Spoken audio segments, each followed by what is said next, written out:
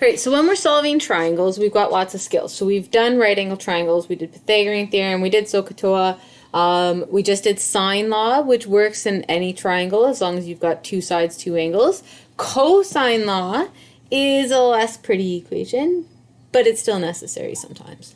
So it looks like c squared equals a squared plus b squared. So just like Pythagoras, but we also need minus 2ab times cosine c.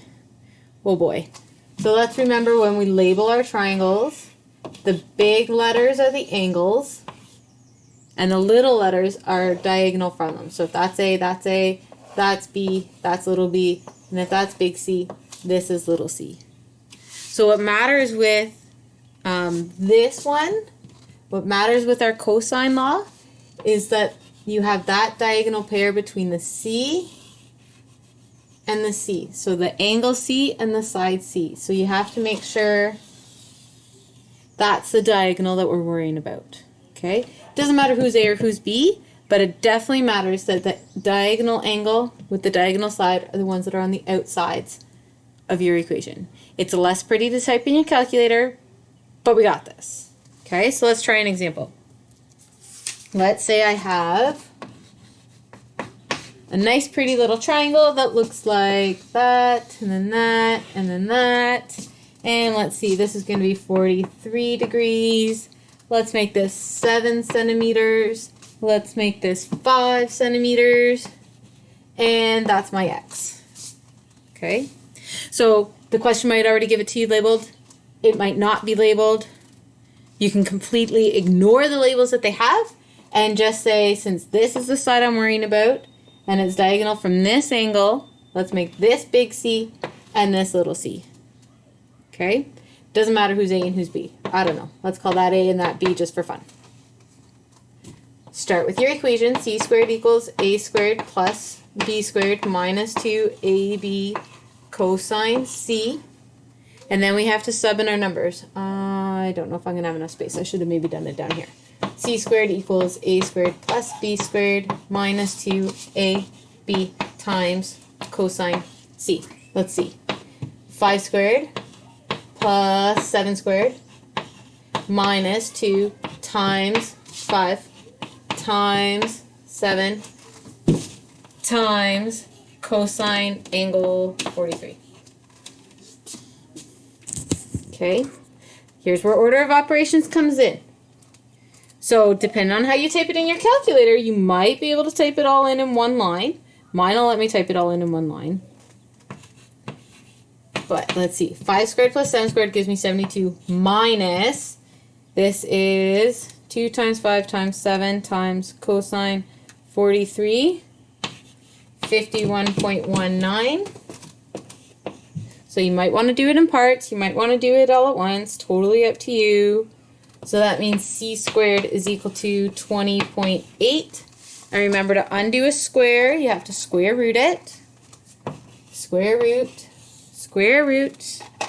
So that means, second function, square root, answer C is 4.56 centimeters. Okay, so let's just recap. My diagonal angle with the side length are what go on the outside. The other two side lengths go in the middle. Follow your order of operations. Some calculators will let you type that in straight. If you're using a cell phone calculator, it won't. Do it in pieces. And there you go. Alright, example 2. So here I've got a lovely triangle. It's already been labeled for me, and the question is PQR, and I'm being asked to find angle R, which means I'm looking for this angle in here.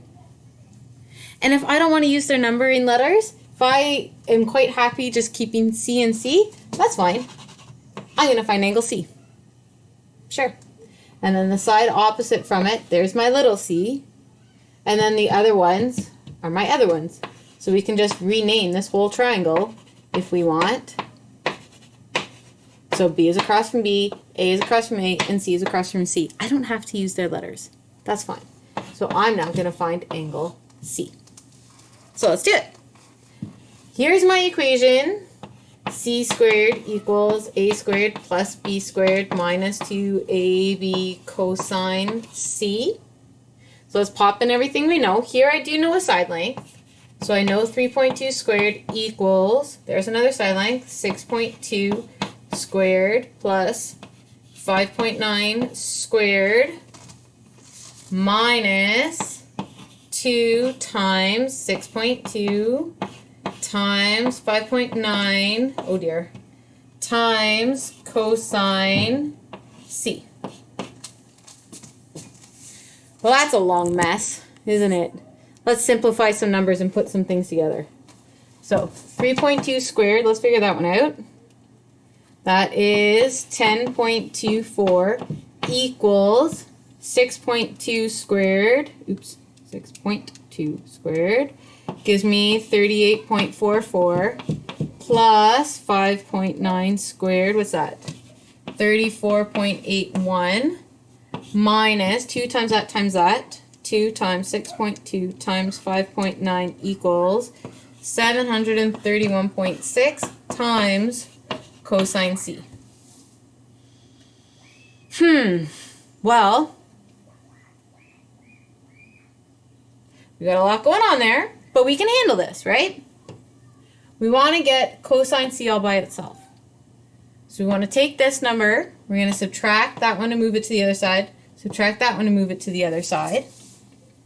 So we're going to have minus 38.44. We got to minus that one, minus 34.81, minus 34.81 in order to move it to the other side. Okay, so let's do that. So what does that equal? Let's see, 10.24 minus 38.44 minus 34.81. What does that give me? Negative 63.01 equals negative 731.6 times cos c.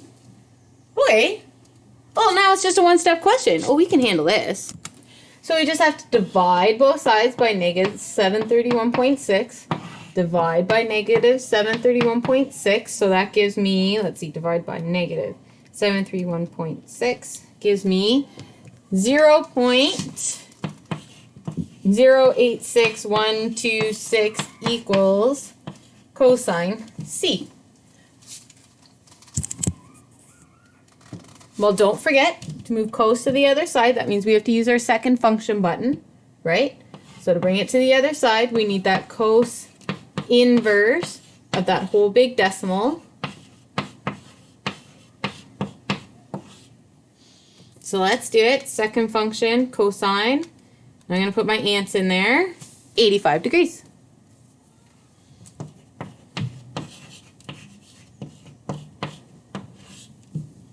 So there you go.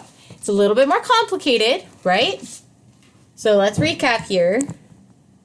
We had to sub the numbers in, give yourself lots of space. I definitely did not. Sub all your numbers in, and then just start condensing things following your order of operations. So I took care of my squares, and then to move it to the other side, I had to subtract. Notice I did not get rid of this one yet because it's timesing. Can't get rid of this one yet. So I can take care of those numbers over here. And then I divide both sides by the number that's in front of the cos c. Should give me a big old decimal. And then I do cos inverse. If this is not a decimal, if this is a number bigger than 1, your calculator is going to get mad at you, and that means you didn't do something right up here. Okay? So that's how we solve it.